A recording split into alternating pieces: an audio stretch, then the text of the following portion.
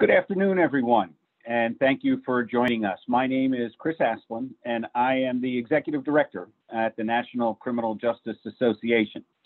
On behalf of NCJA and Thermo Fisher Scientific, it is my pleasure to welcome you to our webinar today on rapid DNA technology. As you probably know, rapid DNA has been identified as a priority area in the new Burn Justice Assistance Grant solicitation.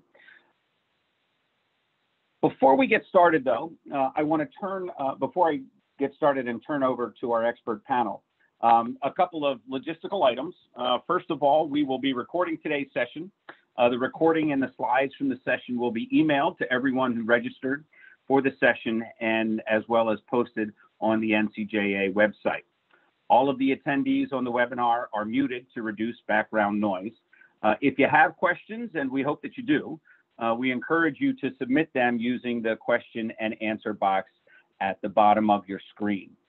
We've included time for question and answer period at the end of the presentation. So if your question doesn't get answered as part of the main presentation, we'll try to answer it during the Q&A. However, you may submit your question at any time. If you'd like to communicate with NCJA staff during the webinar, please submit your comment using the chat feature. Finally, at the end of the session, we will be launching a short poll. Please fill this out as it will help us continue to approve our webinar offerings.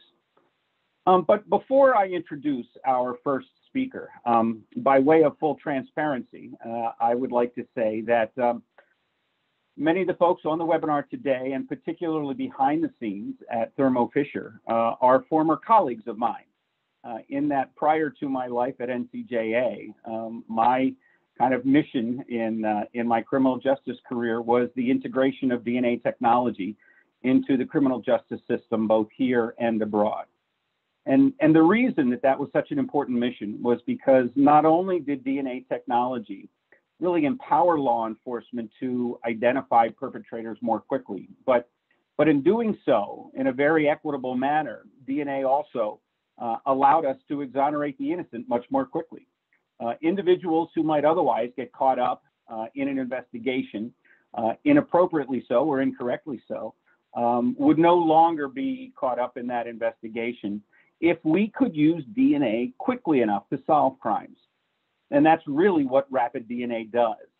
Rapid DNA, and I will tell you that I started the original trade association for the rapid DNA industry before I joined NCJA. The effectiveness of DNA technology is really proportional to the speed at which it gets involved in the criminal justice investigation. And so what we're going to hear about today is the technology that will allow us to do DNA testing of suspects and offenders at police booking stations, and again, get DNA involved in the investigative process much more quickly than it was previously. And so, again, as I said, by way of transparency, this is an issue, a subject that is near and dear to my heart. I've worked with a lot of these folks before. I used to call them colleagues, and it is now my pleasure to call them friends as we continue to seek to maximize the value of DNA technology in the criminal justice system from our various fields at this point in time. So with that being said, let me go ahead and introduce our first speaker. Joni Bricado was the DNA manager for both forensic casework and CODIS at the Louisiana State Police Crime Laboratory. She is currently the department head of the clinical laboratory science program at Louisiana State University Health Science Center, and served as a rapid DNA user group facilitator and implementation advisor for agencies seeking to implement rapid DNA responsibly and efficiently. So with that, let me turn it over to Joni. Thank you for being here. Thank you, Chris. And I'm glad to be here today. When I think about just my career in forensic DNA and I see this technology, it really, it's huge for what we do. And it's probably one of the biggest milestones really that I've seen in my career. So let's get started today. Let me share my screen here with you. All right. So let's get started. So the title of today, it's called 90 Minutes Can Change Everything. And it's time to start expediting crime solving with rapid DNA. And so we've gone from a process that historically takes hours to now really being able to generate good quality, viable DNA profiles in just 90 minutes. So let's go through some of that. Well, there we go. All right, so what are we going to walk through today? We're going to look at, just kind of briefly, what is DNA, right? The impact, what is rapid DNA, the impact of this rapid DNA technology, and then we're going to look at the timeline associated with now being able to implement this rapid DNA technology in a booking station. And then we're going to go through some funding and resources, and then we'll end all of this with a great panel discussion on this. All right, so when we talk about rapid DNA, right? Like I said, when I started my career, this process took days to complete, right? And now we're talking about, this rapid systems that literally can process at the point of collection and do this in 90 minutes. So we're talking about collecting an individual, even evidence, right? Here we have the brand new and disapproved rapid hit ID rapid DNA system, just so you know, hot off the press. We were just notified today, really just minutes ago, that the rapid hit ID starting July 1 is now approved as a system for use in the booking station, right? So we collect the sample. We can then insert the sample into the instrument, and it's processed within 90 minutes. Sorry. And that allows us really very quickly to identify an individual and then even search CODIS and link them to a potential crime or exclude someone from a crime sample. All right, so when we look at, kind of unlocking this world of rapid DNA, today we're going to spend most of our time here talking about arrestee testing, right? Generating these CODIS hits, these leads at the booking station. But I also wanted to touch kind of briefly on other uses that are available for this rapid DNA technology. One of those would be investigative lead testing, the ability to actually test evidence, right? Real time on these instruments, right? And generate on-site potentially investigative leads to cases. Also, the ability to use deploy these small instruments to disasters to help identify victims. All of us have heard in recent days the awful tragedy that has unfolded down in Miami. And so you have victims that have been killed in this disaster, and the ability to take these small instruments and deploy them into the field and set up this kind of mobile laboratory that then you can collect victim samples, you can collect family member samples, and right at the site of a disaster, assist in identifying people. And then also taking these instruments and looking at combating human trafficking, the ability to put these potentially, at our border sites to very quickly identify people. And so that's some of the uses that are rapidly coming, and you'll hear about those, in coming time. So today we're really going to focus on this whole idea of arrestee testing, and that's because it's now a funding that a source that your burn JAG funding can be used, right, to implement this arrestee testing in the arresting booking station. So when we talk about booking station and testing DNA in the booking station, let's look at what the FBI, their kind of vision for this process.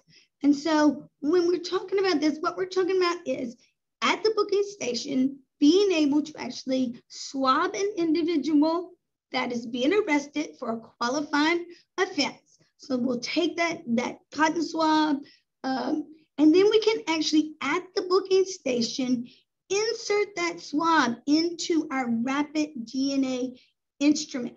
In 90 minutes, we can get that DNA profile and then upload that profile into the CODIS, the DNA database, the database that has all of these unsolved homicides, rapes, all different types of crimes.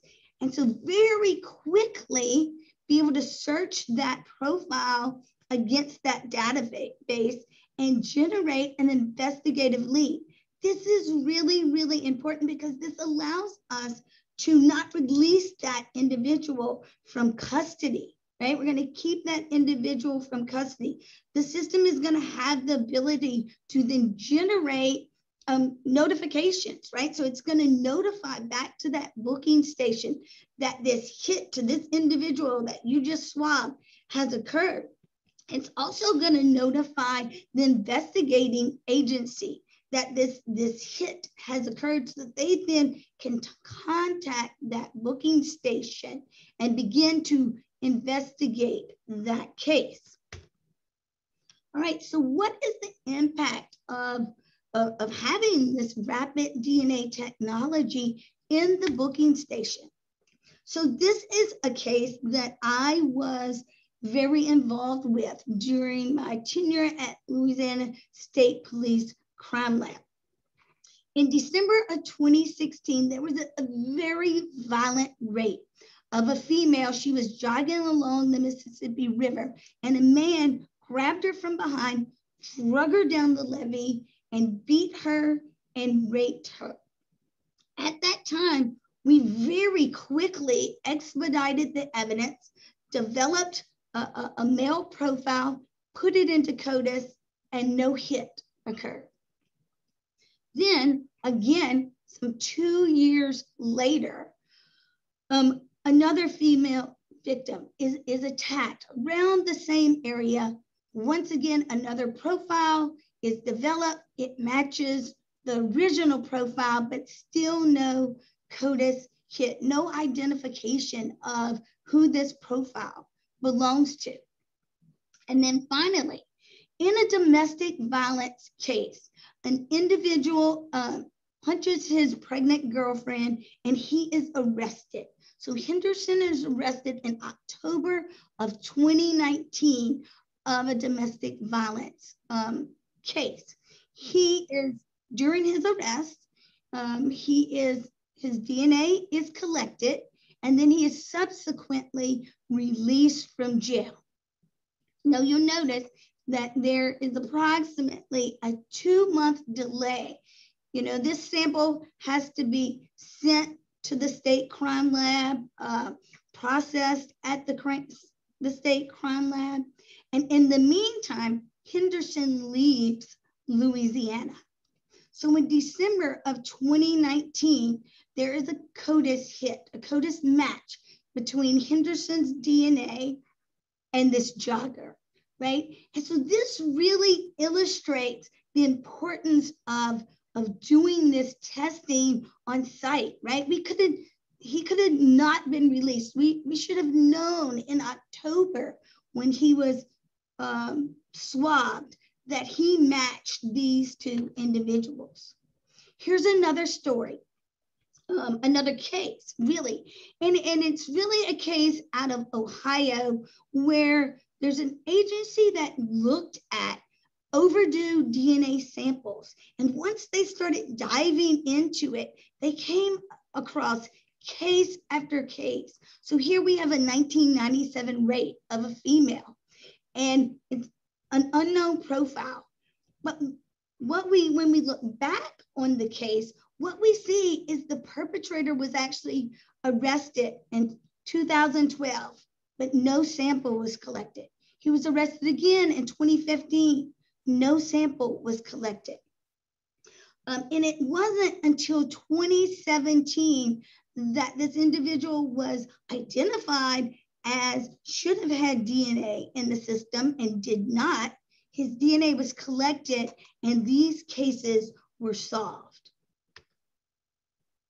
So we know as we begin to look at agencies and this whole idea of lawfully owed samples, that we are missing samples that should be in the database. The Psyche grant, which was, it originated as the Sexual Assault Kit Initiative.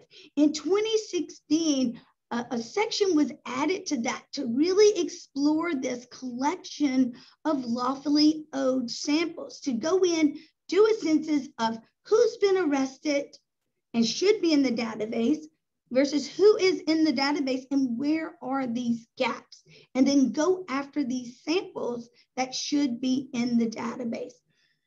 Cuyahoga County Prosecutor's Office was one of the first agencies that received this funding to really look at the census, and they've done a lot of great publications on some of this data. Then subsequently listed here are some other agencies that have done these really deep dives into these missing DNA samples.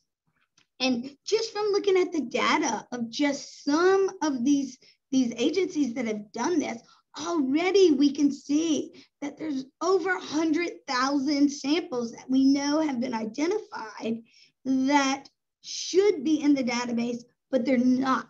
And when you look at such a small sampling, it really tells you that we are missing samples, you know, and why are we potentially missing those samples? And some of these publications have looked into that. Some of it may be not very streamlined processes. Maybe not, maybe some of the processes were very manual, whether the offense was qualifying or not. It was kind of looking at, you know, when the sample should be collected. Maybe it's at arrest. Maybe it is after arraignment. Maybe for convicted offenders, you know, is it upon intake? Is it upon release? So all these opportunities that really have resulted in these missed samples. So when we look specifically at that study done in Ohio, right? So it's one single county looked at their data census, and they found that from 2008 to 2016, they were missing over 15,000 samples from this one county, right? And so they went out and tried to locate these individuals, collect as many of these individuals as they could. And so they collected, you know, about 15% of these samples. So they collected another, you know, over 2,000 samples, and pretty quickly they had 85 CODIS hits. And so when we look at those CODIS hits, a lot of those are linked to sexual assaults, homicides, some of your most violent crimes, right? And they even estimated that if they had all 15,000 samples, it would result in over 569 CODIS hits. Those are investigations solved, right? That could have been solved. Investigative leads generated from these samples, right?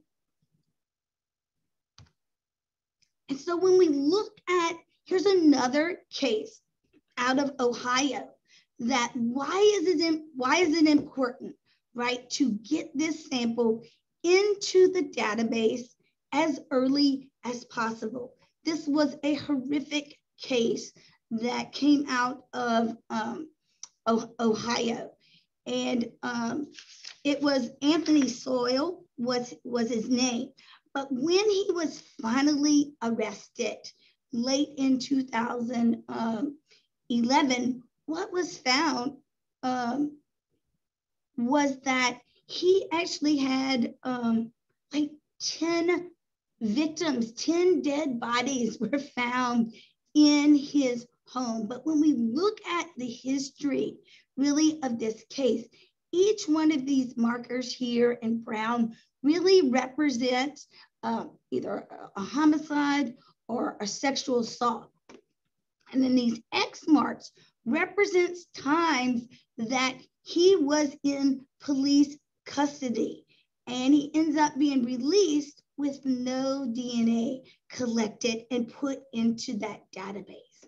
So if at least here in the late 90s, his DNA would have collected, all of these cases would potentially have been right, avoided and prevented, right, deter those crimes.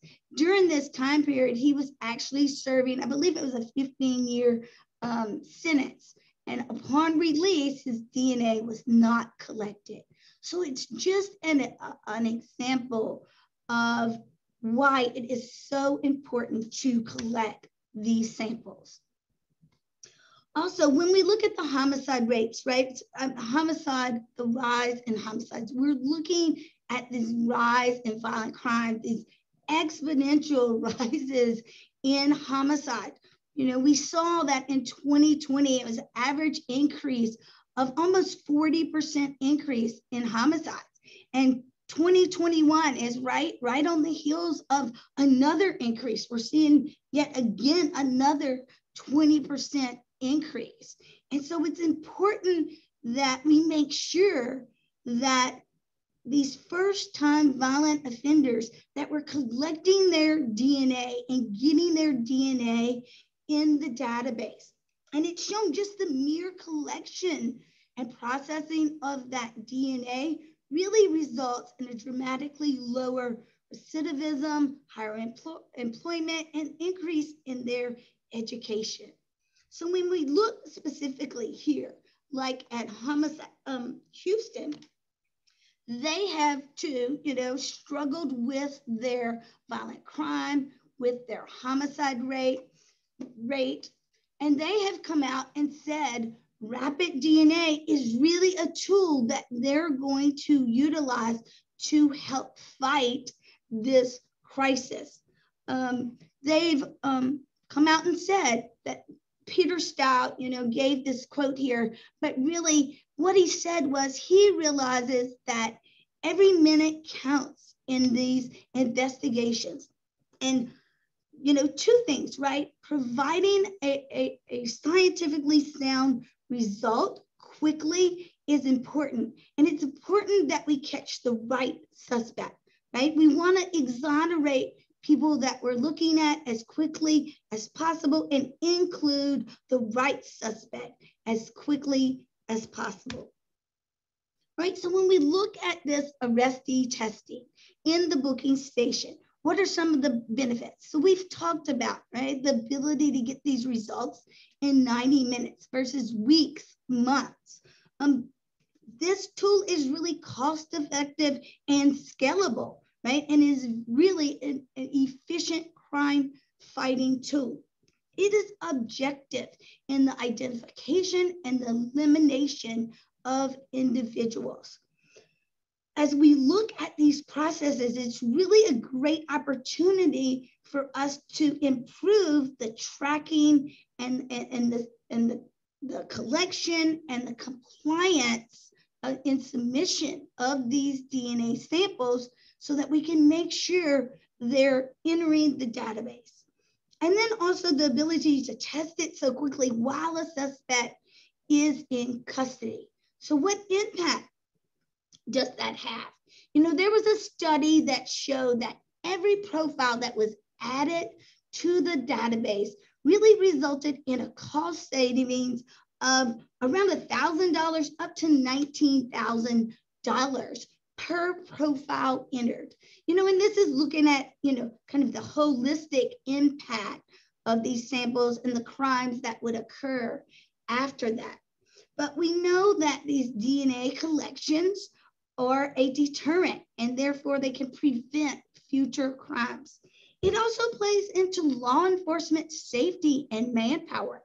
If we could identify an individual while they're still in our custody, then we don't have to send law enforcement out to re-track down,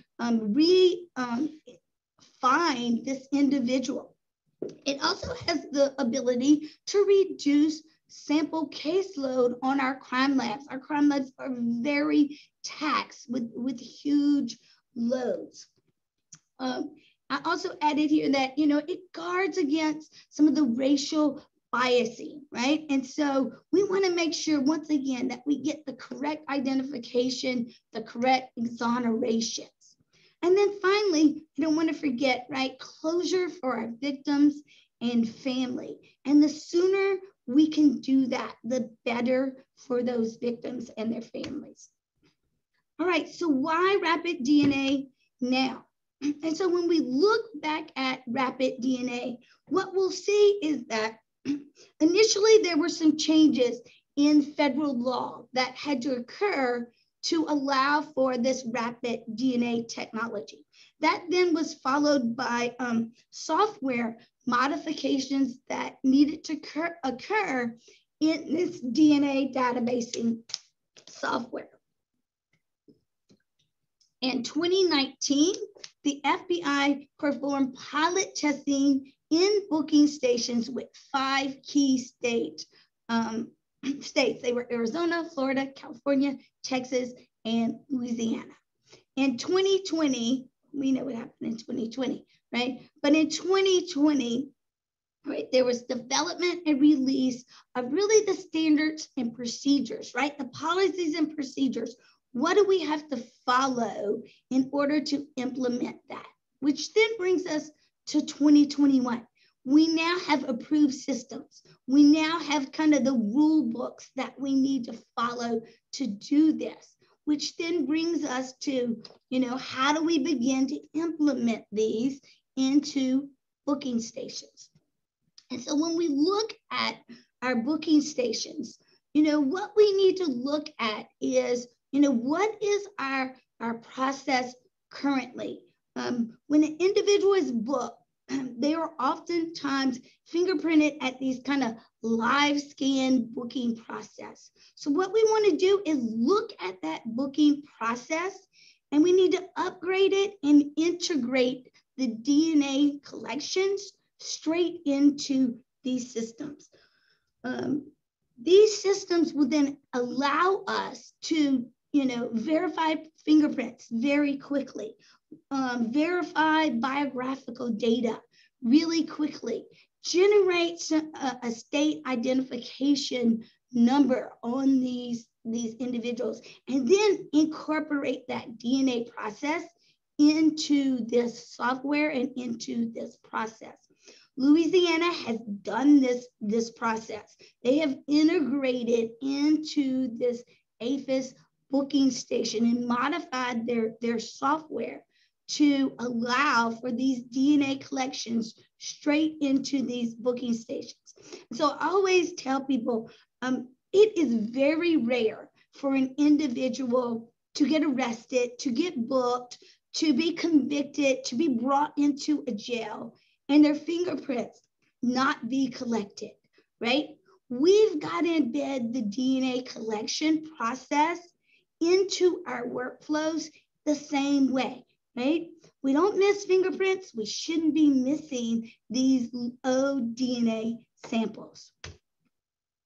All right, and then I'm just going to touch on real quickly on funding and some of those resources. So, you know, as Chris talked about, BJA, the solicitation is out. Rapid DNA is named in that as a use for those fundings. There's NIJ grants that can be used. Some of the Homeland Security grants can be used.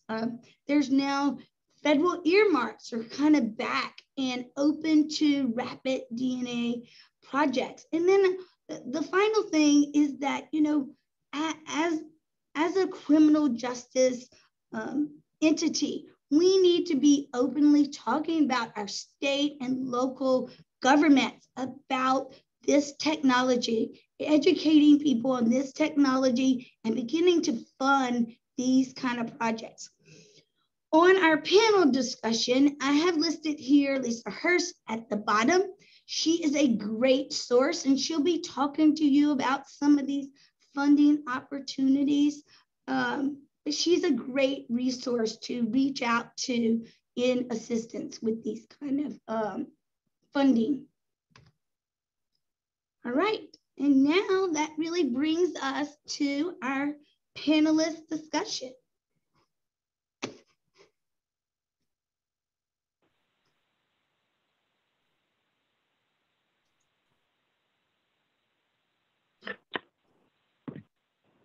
So that brings me back up to introduce our next two panelists. Thank you for that, Joni. Thank you for that, Joni. There's so much to talk about just based on what Joni has said, but I want to introduce our panelists and hear their perspectives first. First of all, we're going to hear from Jayanne Sepich, and I can tell you that I have been fortunate to travel the country and parts of the world with Jayanne. I've known Jayanne for a number of years now, and few people on this planet have turned tragedy into something positive for other people. Few people have been able to dedicate their lives to the safety of others the way that Jayanne and, quite frankly, her husband have done. I can tell you that rapid DNA is a relevant crime-fighting tool, and now in booking stations, largely because of Jayanne Sepich and her husband, largely because they were out there on the front lines arguing for arrestee testing. And it is arrestee testing, our ability to take DNA and process that sample at arrest and booking stations, that makes rapid DNA the powerful crime-fighting tool that it is. They were both in the individual states, but then also at the United States Supreme Court. We were involved in a case together out of Maryland, which established the constitutionality of arrestee testing. And again, Jayanne and her husband were the driving force behind that effort. She's an advocate with DNA Saves. After the brutal rape and murder of her daughter, she and her family have dedicated their lives to passing legislation in all 50 states that mandate taking DNA samples upon felony arrest. So with that, let me turn it over to Jayanne for a few minutes. Thank you so much, Chris, for that introduction. And I am so incredibly excited about rapid DNA. It will change the face of criminal justice. And from a victim's point of view, why is that so important? Well, every victim and every victim's family member reacts differently, I think, to a violent crime. But I know for our family, my husband felt like it was his job to help the detectives find out who killed our daughter. And the man that killed our daughter was arrested for an unrelated crime. It was a burglary, less than 90 days after he killed Katie. But we didn't have an arrestee DNA law in my home state of New Mexico at that time, so he couldn't be swabbed. Consequently, it was 3 years and 3 months before he was identified as Katie's murderer. And during that time, I watched the horrific damage that it did to our family. My son had been at college for 1 week when his sister and, frankly, his best friend was murdered. He had graduated from high school with the highest honors. He was attending college on a full ride presidential scholarship. And I watched him just spiral downward, and it was a horrible thing to watch as a mother. He began drinking. He had 2 DUIs in a matter of 12 months. He tried to commit suicide. It was absolutely horrible. And then my daughter, who was 9 years old when her sister was murdered, and she only told me this about 2 years ago, that from the time Katie was murdered until the time we identified Katie's killer, she thought every minute of every day that that man was going to come after her and kill her. And she just lived in terror.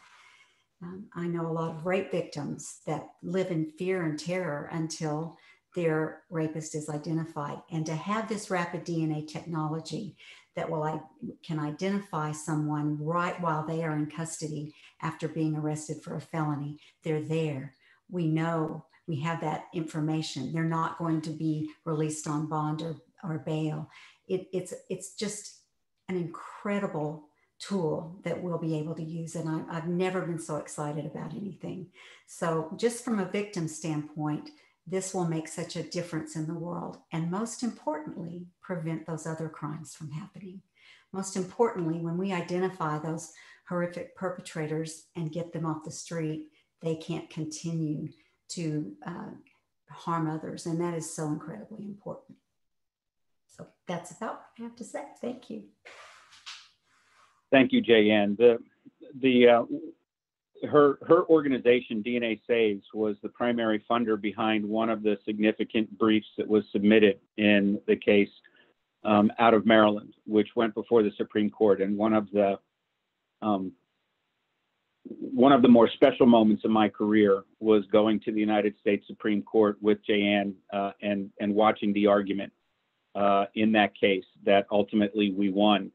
And again, established the constitutionality of being able to take DNA from arrestees, arguing that because we could take fingerprints from everybody at arrest and that we did that, and that DNA really is no different than a fingerprint based on what we looked at, that was an appropriate and constitutional utilization of technology. And again, thank you to Jayanne and her organization and her family for their work. So let me turn it over to Lisa Hurst at this point in time. And again, just to get completely personal here, Lisa and I were colleagues for many years at the same firm, Gordon Thomas Honeywell. I mentioned that when we talk, we always do so in the context of both its ability to convict the guilty, but also its ability to exonerate the innocent. And technology is absolutely colorblind. And few people have had the impact on creating legislation that was protective of people's rights, protective of people's constitutional rights, yet maximizing its impact on crime solving than Lisa Hurst. She has been all over the country and works with legislatures all over the country, but also a significant amount with the federal government. The Rapid DNA Act had a lot of her input from it. It was an understatement to say, when Joni said that she was a good resource, that's the understatement of the day. Lisa is the best resource in the country for how to maximize the potential of DNA technology legislatively, while at the same time protecting people's rights as we seek to integrate the technology. So with that, let me turn it over to Lisa. Thanks, Chris. Yeah, so I've been working with forensic DNA policy and funding issues for a very rewarding 20 years or so now. And it's largely been so rewarding because of the incredible advocates that, like Jayanne Seppich that you just heard from, who I've gotten to work with. For policy wonks like me, the last few years has been extremely exciting with the emergence of forensic genealogy and now rapid DNA. There's just so much enormous potential for public safety improvements and for really changing the game when we talk about things like victim identification or just getting answers for victims and their families. Often we hear concerns from legislators around the country and this just goes for everything, right? That we need to be mindful of technology not getting too far ahead of thoughtful policies and associated laws and regulations on that technology. I would argue that with Rapid, it's really a little bit different, because with Rapid, we're largely going to be governed by laws that already exist. As you just heard Chris say, Jayanne has been an advocate around the country for arrestee databases. We've always tried to make sure, as those laws are going through, that they are mindful of privacy, and mindful of how that information gets shared. So a lot of those types of laws, the way we use Rapid is already governed by things that laws that already exist. We know how to work responsibly in this space. And where we do need new laws or tweaks to existing laws, that's easy. We know what that should look like. Instead, largely what we have is a problem with the technology having outpaced available funding. That's really the biggest hurdle right now, is the funding issue of this. And probably nothing new to a lot of you folks on the webinar, but we're beginning to see signs that even at the state level this year, there was several $1 million worth of appropriations out of state budgets, probably from about 6 or 7 states, specifically for Rapid implementation. Some of that's booking stations, some of that's investigative leads. We're seeing creative uses of federal grants, including the Homeland Security grants. Even some of the COVID funding was used in one state for Rapid. And as you heard Jayanne say, Rapid is really a game changer for public safety and for getting answers to victims. But from a funding, especially a little bit also policy, we're really at the beginning stages of getting that ball moving forward. Thank you, Lisa. So I've got a whole bunch of questions to ask, but let's start here at the beginning. I want to emphasize the importance of something that Joni said. And that is the announcement that literally happened right before we started this webinar. It is really monumental that there is now CODIS approval for this technology, for this product. The FBI has approved it. That makes it all extremely relevant in a way that is very different than before that approval, right? It means that we really can draw this connectivity between law enforcement going out and getting a suspect, bringing them into the police station, taking that sample, and then running it through the CODIS database, right? The value of DNA is as much in the database and the volume in the database as it is in the actual DNA technology itself, right? That's how we solve the crime. It's the comparison to the database. But here's my question, and Joni, probably most directly to you. It took us a long time to get here. The FBI has appropriately moved slowly and surely to get us to the point that DNA technology is reliable. At the same time, police have a lot of things to do. They're busy, right? They have more things to do than they ever have before. We're putting new responsibilities on them. Why can we trust police with this technology in their particular booking stations? Is it that simple to use? And is it that reliable that we can invest this kind of funding in it? Yeah, and really the answer to that is yes. I mean, so there's twofold. They're already collecting the DNA in the booking station anyway, right? They're just right now putting it in an envelope, and then we've got to depend on it to get mailed across states to a laboratory to be worked. That process is still going to stay the same, right? More than likely, a lot of the labs will continue to get those samples. But now this technology has been improved so much that it is very, very, very reliable. Part of the FBI approval was really in showing, right? The trials, validations to show that this technology in the hands of a non-scientist is very, very reproducible, right? The sample is still the same kind of sample. We swab the inside of the mouth. The sample is inserted into a simple cartridge, right? The instrument itself, software is locked down, right? They can't do anything with that software. They can't change anything in that software. And they insert that sample into the instrument. It's got RFID tags in it, and it begins to run. And then the DNA never gets seen, right? So there's nothing they can do. They don't modify that DNA profile. Everything else from there, right, will happen electronically.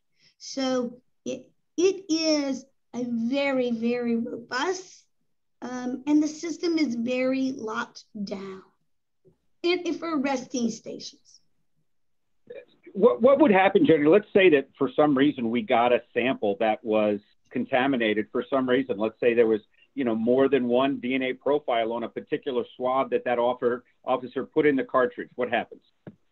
Right, so the system is designed to detect a single DNA profile. It knows when there's multiple DNA profiles on there, and you get the big, stop sign, right, on the system. Right, and so it is designed for that kind of setting. And are there is there a component built into the system that ensures that we know exactly who the officer is and who's actually running the machine, for one, and then for two, are there the kind of inspections, recalibrations of the machine, for example, that we see in toxalyzer machines and things like that on the alcohol side of scientific testing? Yeah, part of the reason to incorporate these collections into the fingerprint booking station is because a lot of the checks and balances, like who's collecting the sample, collecting all that data is kind of built into that system. That's part of the policies and procedures, right? There's a lot of procedures that these booking stations will have to follow. There will be oversight from those CODIS laboratories that they're following these procedures. These procedures will tell them, how often they have to run controls, how often maintenance has to be done. There will be audits done. So those CODIS laboratories will come in and audit those booking stations. So that's really what those FBI standards that I spoke about were designed to do. Really lay out the roadmap for that process.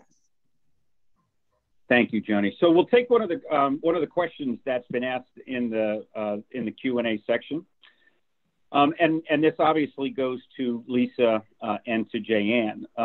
Just curious, are there state or local laws that might prevent law enforcement agencies from using this type of technology? Go.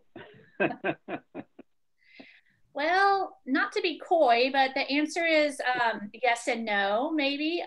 If you're talking about booking stations, which has really been the focus of today, you have to have the appropriate arrestee legislation in your state. So every state controls who it puts into its database, and whether that is upon a conviction, which all 50 states do conviction. Only about 30 states have what we call arrest, but really some of those collection points aren't really at arrest. It's after an arraignment or a probable cause hearing. So you may or may not be eligible from that standpoint in terms of use. But if you're talking about, there are some agencies around the country, you may have seen presentations from Bensalem, Pennsylvania, where they've started their own local databases. There's really nothing, there's nothing stopping in most states, and depending on your state, we would want to and I'd be happy to do it, take a closer read of your statute. But for the most part, when you're talking about how law enforcement uses forensic DNA for its criminal investigations, that's what this is, and most statutes don't get in the way of that. What they get in the way of is forced collections from certain arrestees for inclusion in a statewide database that is then shared at the national level. Does that answer the question, I hope? I think it does. There's a second part of the question, though, which goes to the issue of, so how do the state labs feel about all of this, right? Given the fact that the state labs are staffed with scientists who went to college and got advanced degrees in forensic testing, et cetera, how do they feel about police officers doing this testing in their laboratories? And do state labs, do they also use rapid technology? Joni, probably a question for you. All right. Yeah. So, so my thoughts on, as the scientist, right? I look at it as just a complement to what the scientists are doing, right? I mean, low level, right now, these systems are designed for more single source samples, a known arrestee sample. Even when we look at investigative leads, we're really looking at a blood stain, a semen stain, those kind of things. You're never gonna, well, maybe never, but I mean, right now you still, for those very complex cases, will need the scientists interpreting those tough mixtures. I really just look at it as another tool in the scientist tool belt, a way to assist the scientists in the processes. There are labs that are beginning to purchase rapid DNA instruments and put them into their own laboratories as well. You know, you work, let's say, a homicide, and they develop a suspect, right? There are labs that are running those suspect references in their own labs using rapid DNA, because you can get those results in 90 minutes versus hours. So for me, I just look at it as a complement to what we're doing as scientists.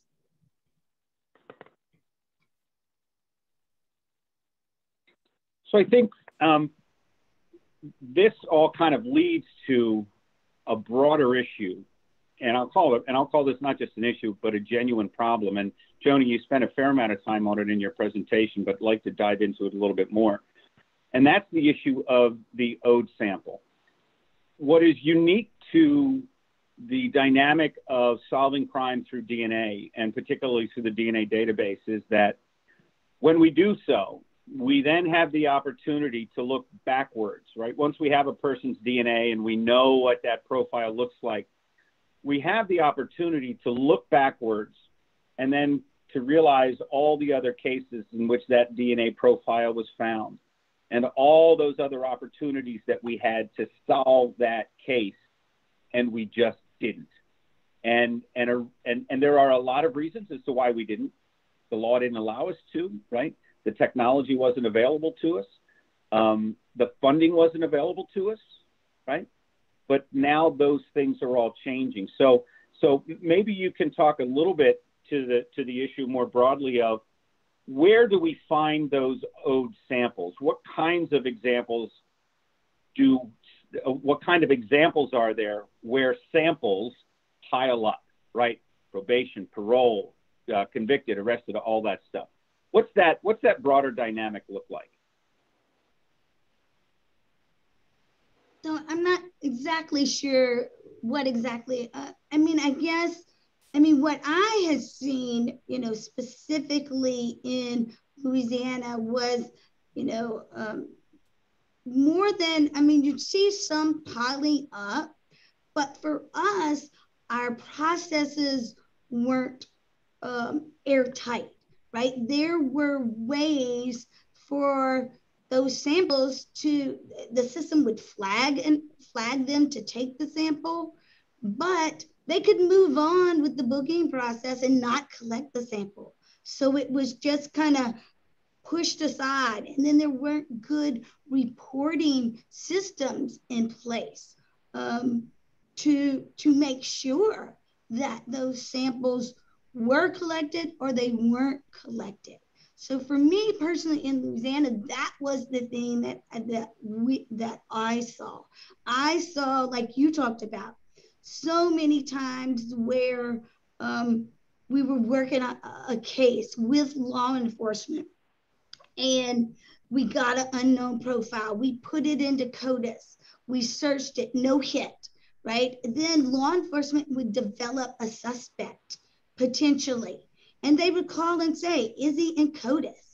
And you look back and you'd say, oh, he's not in CODIS, right? Then you look at his criminal history and you realize, wow, you know, he passed through the hands of law enforcement once, twice, 3 times. That's the real experience that I saw. So we have a question here from then Jeannie Smith. Jeannie, good to hear from you. And she says the statutory language in many states requires that the quote unquote sample be submitted to the state crime lab for analysis. Would it be better for arrestee collection if the statutes were changed to say the result could be submitted if rapid DNA is used to analyze the sample on site? What do we think about that? I would say ideally, it sort of depends on your legislature, right? I've spoken to some bigger states that have that type of impediment, if you will, or language in their statutes. And, but they believe that their legislature would not be friendly to a change, just given the current political climate and in their state, would not be friendly to any kind of change to the database. So they have decided to simply just call rapid a piece of the lab in a box, and that box goes out to the booking station. So in that way, they get I don't want to say get around, but they have sort of creatively found a solution to not having to go ask for that change. However, I do think that the change that you suggested, that you mentioned, in an ideal world, like let's just make it really clear. And I think actually Louisiana had it was a 1-line bill, and it just made a quick change that just sort of gave them the last little clear piece of authority that they needed. But there are creative ways to work around it if you need. Thank you. So before our last, we're getting to the end of time. Before our last question, you're going to get a poll popped up, a little evaluation poll pop up on your screen. I'd ask you to go ahead and please fill that out. It's important to us so that we can continue to improve the programs that we provide. It's nice and short. So please just take a minute for that, and then we'll ask the final question, which quite frankly, I may be able to answer at least partially, if not offer to get the answer. So while you folks are doing that, the last question we have here is that earlier someone mentioned that states have used COVID funds to purchase rapid DNA machines. I'd like to know if it was CESF funding specifically or another type of COVID relief funds. And so does anybody know the answer to that on the call as to whether or not they were CESF funds specifically? And my guess is that the folks on this call do not know the answer to that. However, I will say, Brian, that we will look into that, and it makes a point that I really wanted to finish up on. We'll look into that CESF funding issue, and we'll get back to you. We'll send it out to everybody. But here's, I think, a really important way to look at rapid DNA in the context of what's going on in the criminal justice system today and the priorities of BJA and DOJ. And I would look at an investment in rapid DNA and an investment in solving even volume crime, any kind of crime, volume crime. We know the burglaries, the robberies, the thefts, retail thefts, they all increase, they all get bigger, they all grow into violent crime. If you invest in solving volume crime now, that is an investment in preventing violent crime in the future. And we are right now looking at the nexus between what DOJ, BJA would like to do in terms of and how they view CESF funds and the connectivity to violent crime, because there is a connectivity to it. And we will ask that question. We will inquire whether or not CESF funding is allowable as applied to rapid DNA on top of the current solicitation that just went out. So I hope that's helpful. Again, we'll push that answer more specifically out to everybody later. Okay. With that, we are at the end of time, and I want to be respectful of everybody's day. I hope that wherever you are, your air conditioning is really, really good, particularly if you're on the West Coast. Again, we thank you for being here. I want to thank all my friends and former colleagues on the call today. I want to thank Thermo Fisher for supporting NCJA through their sponsorship of our forum previously. This really is a very tangible, perhaps one of the most tangible ways to save people's lives, to prevent further victimization, and to improve the equity in our criminal justice system as we seek to maximize the potential of DNA technology. So thank you to everybody involved in this webinar. Everybody have a good rest of the day.